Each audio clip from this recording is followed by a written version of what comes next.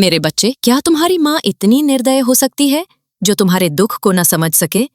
तुम कई बार मुझसे कहते हो, माँ अब और सहा नहीं जाता, ये दुख मुझ पर दया करो, मेरा दुख दूर करो, मुझे उनसे छुटकारा दिलाओ जो मुझे इतनी यातनाएं दे रहे हैं। मेरे बच्चे, जब तुम ये बातें कहते हो और तुम्हारी आंखों से आंसू बहते हैं, तब मुझे भी अत्यंत पीड़ा होती है। परंतु यह जो समय का चक्र है, वह अपने ही समय पर घूमता है। मैं चाहकर भी उसे नहीं रोक सकती। मेरे बच्चे, असहनीय पीड़ा और यातनाएं सहना भी भविष्य की घटनाओं का एक संकेत है। और जब यातनाएं अपने ही घर के लोग दें, तब उनसे बच पाना और भी कठिन हो जाता है।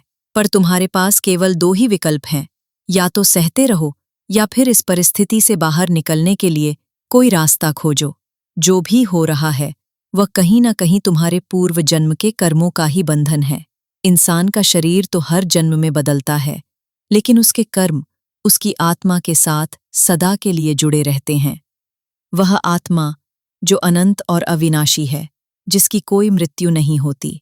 इसलिए यदि तुम्हें इस जन्म में कष्ट और पीड़ा सहनी पड़ रही है, तो उसके लिए किसी और को दोष देने से कोई लाभ नहीं होगा। तुम्हें लग सकता है कि कोई व्यक्ति तुम्हारे साथ गलत कर रहा है, पर सत्य यह है कि कोई भी तुम्हारे साथ कुछ गलत तब तक नहीं कर सकता जब तक तुम्हारे कर्मों ने उसका बीज न बोया हो। अब जो भी हो रहा है उसके लिए केवल तुम धैर्य धर सकते हो और सही समय का इंतजार कर सकते हो। लेकिन यह भी याद रखो कि तुम्हारे ही कर्मों से तुम्हारा भाग्य बनता है, तुम्हारा भाग्य बदलता है। इसलिए हाथ पर हाथ धरे मत बैठे रहो। जो करना है अब वह तुम्हें ही करना है, परंतु जो भी करोगे वह सत्य और धर्म के मार्ग पर रहकर ही करना, क्योंकि अधर्म के कार्य ही इंसान के जीवन में दुख और पीड़ा लाते हैं। उसका फल उसे चाहे इस जन्म में भोगना पड़े या अगले जन्म में, लेकिन भोगना अवश्य पड़ता है। मेरे बच्चे, इन पीड़ा और यातनाओं से बाहर निकलने के लिए तुम्हें कहीं बाहर देखने की आवश्यकता नहीं है।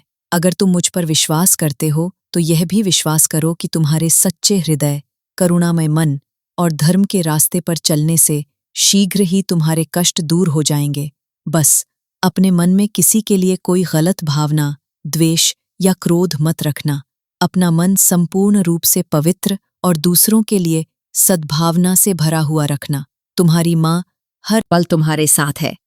कभी किसी चीज का भय मत करना। बस मेरी भक्ति सच्चे हृदय से करना। मेरी कृपा दृष्टि सदैव तुम पर रहेगी। तुम्हारा कल्याण हो मेरे बच्चे। अगर तुमने इस संदेश को यहाँ तक देखा है तो कमेंट में जय माँ काली अवश्य लिखें।